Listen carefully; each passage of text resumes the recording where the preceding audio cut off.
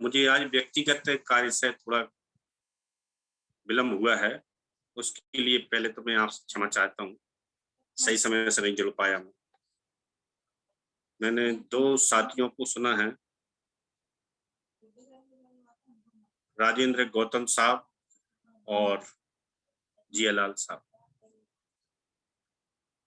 उसके आधार पर ही मैं अपनी बात को रखूंगा। पहली बात तो ये है कि राष्ट्रीय बौद्ध महासभा का उद्गम स्थल उत्तर प्रदेश है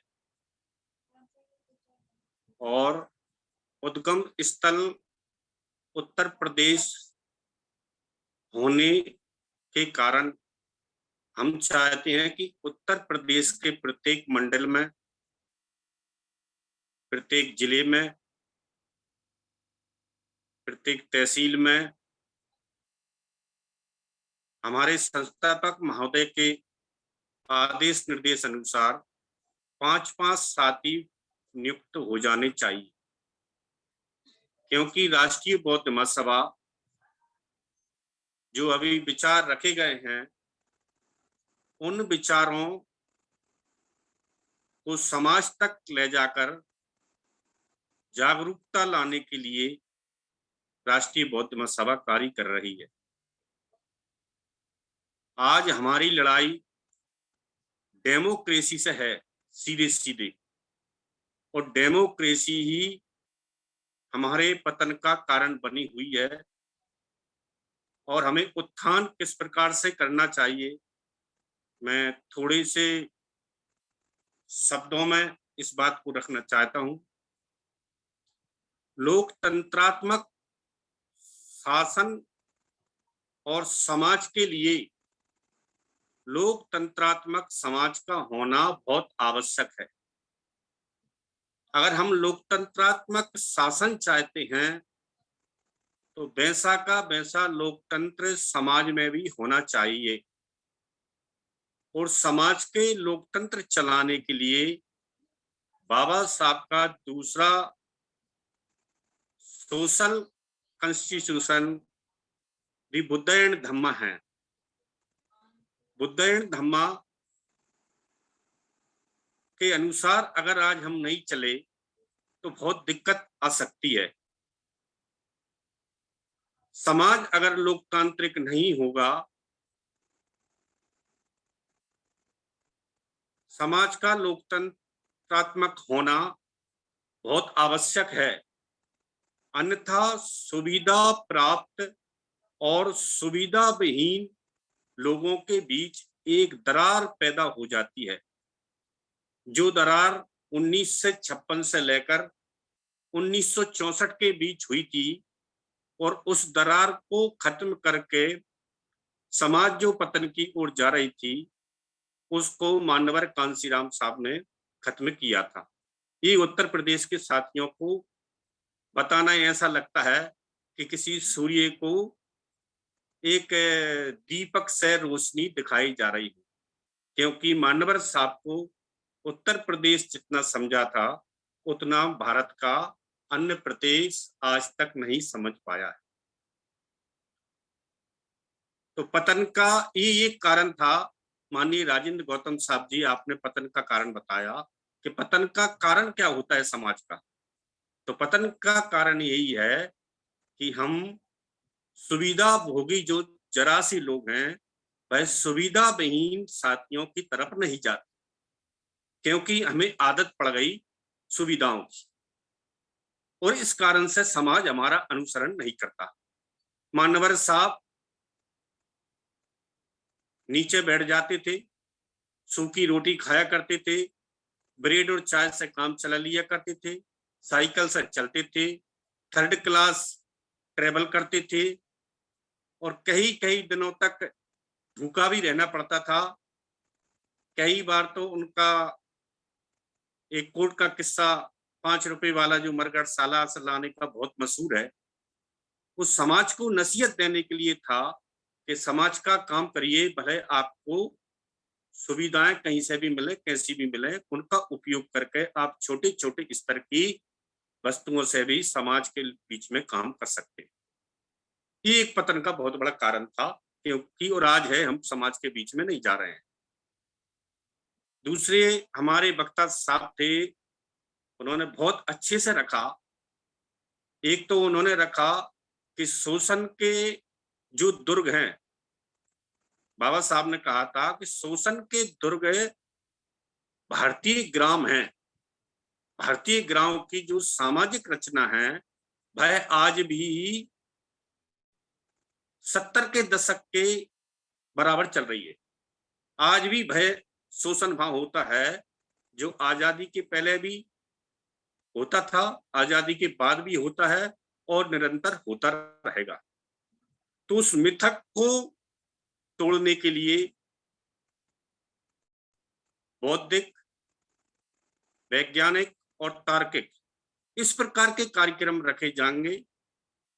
जैसे कि जियालाल साहब ने कहा, ये 3 प्रकार के कार्यक्रमों को स्किल्स कहते हैं।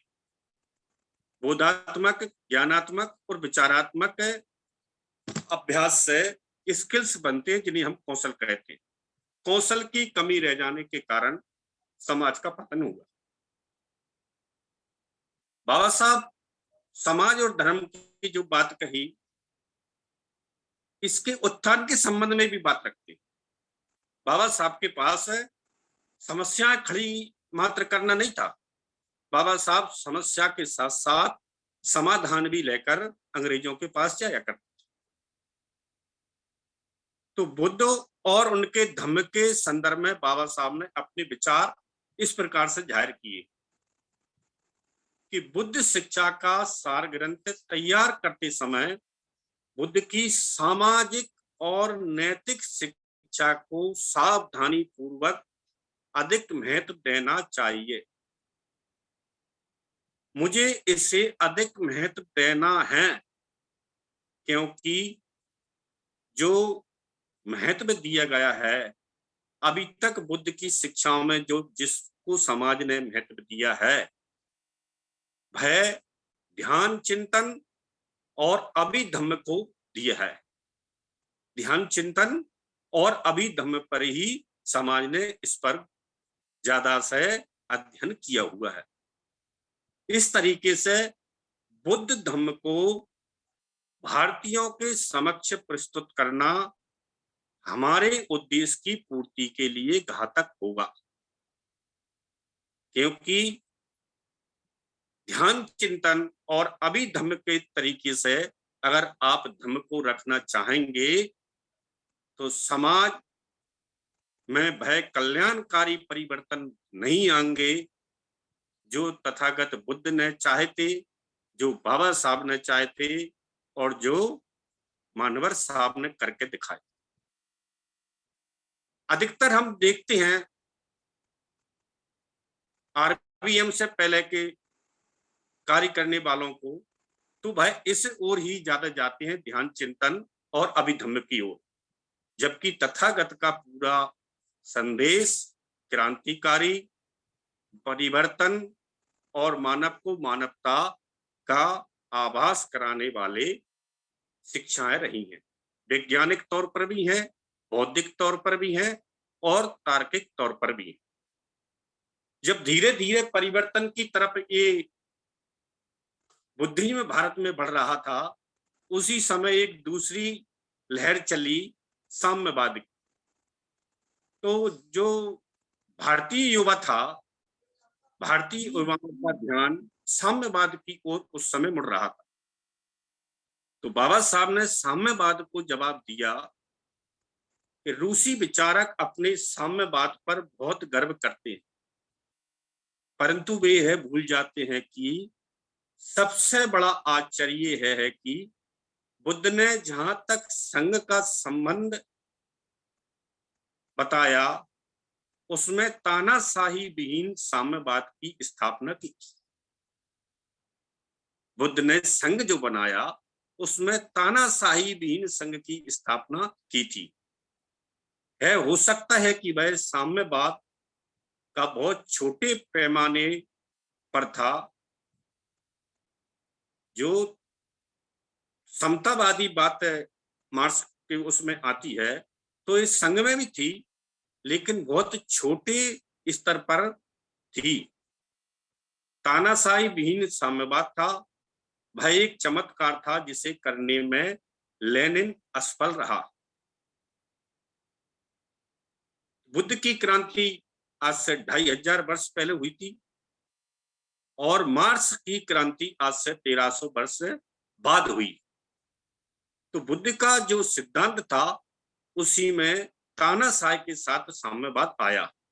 तो बाबा साहब ने इस साम्यवादी विचार से युवाओं को रोककर बुद्धवादी विचारधारा की तरफ, जैसे कि जियालाल साहब ने कहा कि हमें समाज के पास जाना चाहिए वैज्ञानिक सोच के साथ, तार्किक सोच के साथ और बौद्धिक सोच के साथ। अगर ऐसा नहीं हुआ तो समाज के लिए हम घातक हैं, ना कि कार्यकर्ता हैं। और एक कारबा आगे नहीं ले चलने वाले विचार हैं, पीछे ले जाने वाली विचार हैं। इसके लिए राष्ट्रीय बौद्ध महासभा जो बुद्ध की विचारधारा है, बाबा साहब की संवैधानिक विचारधारा है, समाज को जागरूक करने वाली विचारधारा है और अलग से पहचान कराने वाली, आइडेंटिफाई कराने वाली विचारधारा है। लेकिन हम हमारे अतीत से इतना प्यार करते हैं, उसको इतना स्वर्णिम मानते हैं कि 14 अक्टूबर 1956 को दिया गया मार्ग आज तक अंगीकृत नहीं कर पाए। जबकि बाबा साहब ने उस दिन कहा था प्रतिज्ञा नंबर 21 में कि मैं ऐसा मानता हूं कि आज से मेरा नया जन्म हो रहा है। पुराने जन्म के संस्कार मेरे पुराने जन्म 13 अक्टूबर तक थे और वो खत्म हो चुके हैं।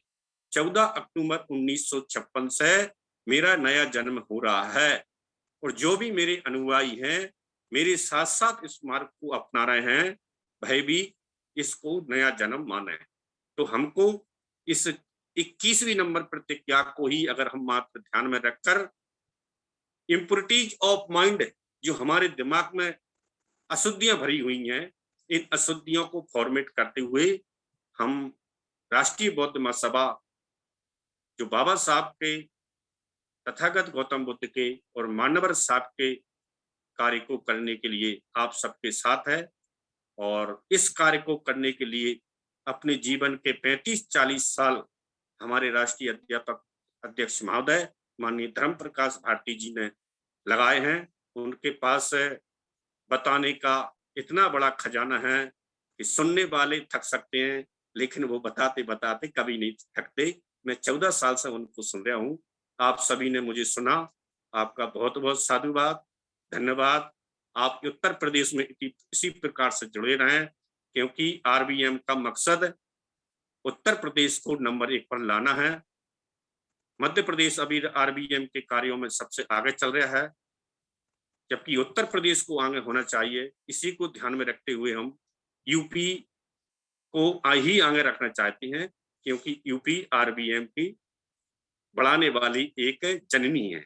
इसी के साथ मैं आपसे विदा लेता हूँ। नमो बुद्धाय, जय भीम।